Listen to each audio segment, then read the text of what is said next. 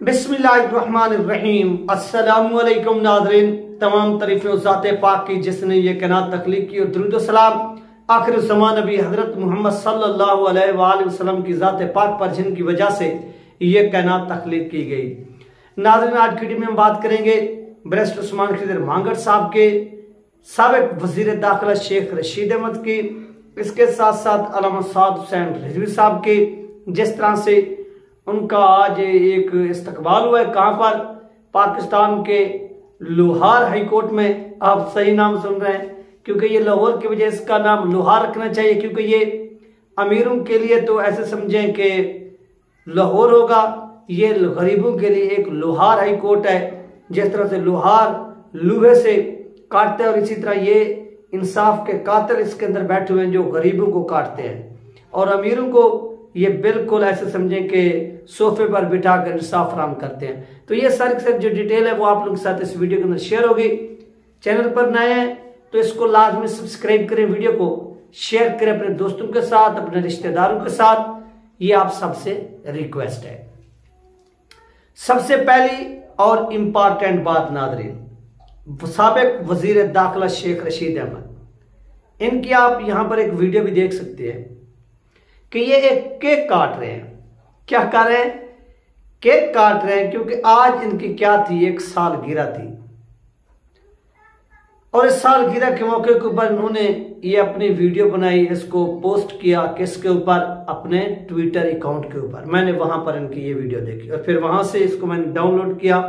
मैंने कहा कि चलो पब्लिक के साथ क्या करेंगे, शेयर करेंगे और बताएंगे कि शेख रशीद आज भी यानी अपनी बर्थडे का सेलिब्रेशन कर रहा है। तो शेख रशीद ये वो बदबख्त इंसान है कि जिसने तहरीक लबैक पाकिस्तान के कारकुनान का खून बहाया। हम सुनते थे कि शेख रशीद खत्म नबूवत का सिपाही है, ये उस तहरीक का हिस्सा है जो 1953 से शुरू हुई और 74 तक जारी रही। तो हमने वो सुना था, लेकिन जो हमने अपनी आंखों से देखा कि ये जो लोग 1973 के यानी 1973 के आइन में जिन लोगों ने एक कुर्बानी दी, स्ट्रगल की, उसके नतीजे में क्या हुआ कि एक तरमीम हुई और कादियानी गैर मुस्लिम बन गए, गैर मुस्लिम उनको डिक्लेयर किया गया पाकिस्तान के आइन के अंदर। तो उस वक्त ऐसे समझे कि शेख रशीद कहते कि मैं स्टूडेंट था और मैं इस तहरीक का हिस्सा था, लेकिन हमने नहीं देखा। लेकिन जब फ्रांस के खिलाफ तहरीक लबैक पाकिस्तान के लोग निकले और हजूर के गुलाम जब सड़कों पर निकले, तो उस वक्त ये बदबख्त पाकिस्तान का वजीर दाखिला था और इसने सीधी गोलियां चलाई थी। तो ये भी एक तारीख जो नबी याद रखी। बहुत से लोग इसकी दुआ मांग रहे थे कि ये खत्म हो जाए, ये हो जाए, वो हो जाए। तो भाई ऐसे लोगों की लंबी उम्र की दुआ किया करें, कम उम्र की दुआ ना किया करें। उसकी मैं आपको रीजन बताता हूं। जब इनकी लंबी उम्र हो जाती है तो ये मजीद लंबे अरसे तक जलील होते रहते हैं और जलालत इनका मुकद्दर बनती है। इसलिए इनके लिए आप कम उम्र की नहीं, लंबी जिंदगी की क्या किया करें, दुआ मांगा करें, ताकि ये मजीद उस अपनी जिंदगी के दौरान जिंदा रहें और क्या हो, एक्सपोज होते रहे, असल जो है इनका चेहरा है वो पब्लिक देख सके। इसके बाद नाज़रीन, ये अल्लामा साद हुसैन साहब को आप देख सकते हैं कि जिसमें वो लाहौर हाई कोर्ट में तशरीफ ले गए और लाहौर हाई कोर्ट में उनका एक तारीख साज तारीखी इस्तकबाल किया गया, उनको वेलकम कहा गया। अल्लामा साद हुसैन साहब नाज़रीन तहरीक लबैक पाकिस्तान के सरबराह हैं, ये पूरी दुनिया जानती है। जिस तरह से ये एक स्ट्रगल कर रहे हैं, जदोजहद कर रहे हैं, वो भी आप सब लोगों ने देखी। इस स्ट्रगल, इस जदोजहद के नतीजे में आप देखें कि इन्होंने पूरे पाकिस्तान के अंदर आफ्टर अल्लामा खादिम हुसैन रिजवी रहमतुल्लाह अलैह जब इस दुनिया से चले गए, तो तहरीक लबैक पाकिस्तान पर एक मुश्किल वक्त आया। वो मुश्किल वक्त ऐसा है कि तहरीक को कलअदम कर दिया गया, यानी तहरीक लबैक पाकिस्तान को कलअदम किया गया। किस जुर्म में? उनका जुर्म यह था कि उन्होंने जो फ्रांस के अंदर गुस्ताखी हुई थी इसके ऊपर एक आवाज बुलंद की थी और यह मुतालबा किया था अक़वाम आलम से, पाकिस्तान से, कि आप इस गुस्ताखी को रोकें और जिन लोगों ने की है उनके सफीर को, एम्बेसडर को पाकिस्तान से किक आउट करें। लेकिन यहां पर पाकिस्तान के अंदर बैठे हुए उनके गुलामों ने, उन बदबख्तों ने क्या किया कि उन बदबख्तों ने नाज़रीन पाकिस्तान के अंदर बजाय उस मुकदमे को लड़ने के, ये मुकदमा आलमी फोरम पर पेश करने के, उन बदबख्तों ने अल्लामा साद हुसैन साहब को ही जेल में डाल दिया और तहरीक कलअदम हो गई। आप देखें कि फिर इस लीडरशिप ने गालबन 7.5 माह जेल के अंदर गुजारे और सिर्फ इन 7.5 माह के अंदर एक दिन, ओनली वन डे, उनको क्या किया गया, पाकिस्तान की अदालत के अंदर पेश किया गया। और पाकिस्तान की वो अदालत जिसका नाम लोहार हाई कोर्ट है, उसके अंदर क्या किया गया, पेश किया गया। ये एक रियलिटी है। आप देखें कि उस नौजवान ने हिम्मत नहीं आई, 7 माह वो अपनी फैमिली से कट ऑफ रहे, वो अपने कारकुनान से कट ऑफ रहे, वो अपनी शुरा से कट ऑफ रहे, वो पूरे पाकिस्तान के जो ऐसे समझे कि मामला चल रहे हैं तमाम चीज़ों से क्या रहे, कट ऑफ रहे, लेकिन वो हिम्मत नहीं आ रहे और उन्होंने अपनी जो वो स्ट्रगल थी, जो जद्दोजहद थी, उसको क्या किया, जारी रखा। इसके बाद नाज़रीन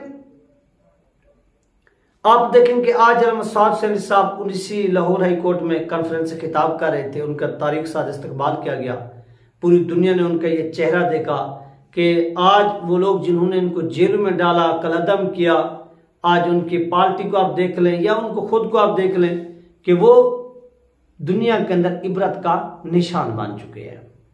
इसके बाद नाज़रीन हम बात करते हैं तहरीक लबैक पाकिस्तान के साबिक रहनुमा प्रोफेसर बैरिस्टर उस्मान खिजर मांगट साहब की। नाज़रीन मांगट साहब आपको मालूम है कि एक बहुत बड़े इंटेलिजेंस लायर हैं, बैरिस्टर हैं, कानून दान हैं। आप उनसे कानूनी मुआवनत जो है वो हासिल कर सकते हैं। वो आपको कानूनी मुआवनत फराहम करने के लिए अवेलेबल होते हैं। आप जब चाहें उनके चैम्बर में जाकर उनसे क्या कर सकते हैं, मीटिंग कर सकते हैं, मुलाकात कर सकते हैं और अपने जो मसाइल हैं वो उनके सामने पेश कर सकते हैं। हाँ, अगर वो चाहेंगे तो आपके उन मामलात को देखेंगे, नहीं तो अगर उनके हाथ में जो कुछ होगा तो वो उनको हल करने की कोशिश करें। तो इसी सिलसिले में गाजी ज़ीशान साहब जो हैं,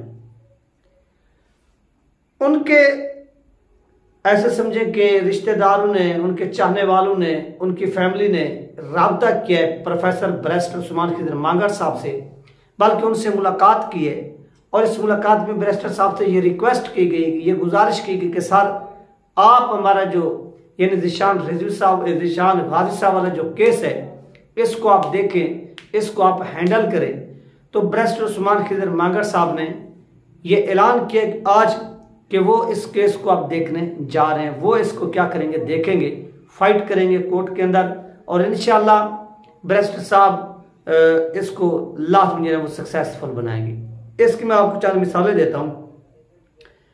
एक तहरीक लबैक पाकिस्तान के 2-3 साल से लोग, मुझे उनका नाम नहीं आ रहा, वो आप सब लोगों को भी याद होगा, वो गिरफ्तार थे और ये आम जो वोकल आते ये भी उस केस को देख, लेकिन उनसे उस तरह से मुकदमा नहीं लड़ा गया। फिर बैरिस्टर साहब ने सोशल मीडिया पर उनकी वो पिक्चर्स देखी थी और फिर सोशल मीडिया पर तहरीक लबैक पाकिस्तान के कारकुनान से ये रिक्वेस्ट की थी एक ट्वीट के जरिए कि आप मुझे इनका नंबर दें और इनके हवाले से मेरे साथ आप इंफॉर्मेशन शेयर करें, मैं इनका केस आगे लड़ूंगा। और मुझे याद है कि बैरिस्टर उस्मान खिजर मांगट साहब ने वो केस खुद लड़ा था और उन नौजवानों की जिनको पता नहीं कि 5-5 साल की सजा हो चुकी थी, उनकी बेल हुई, उनकी जमानतें हुई।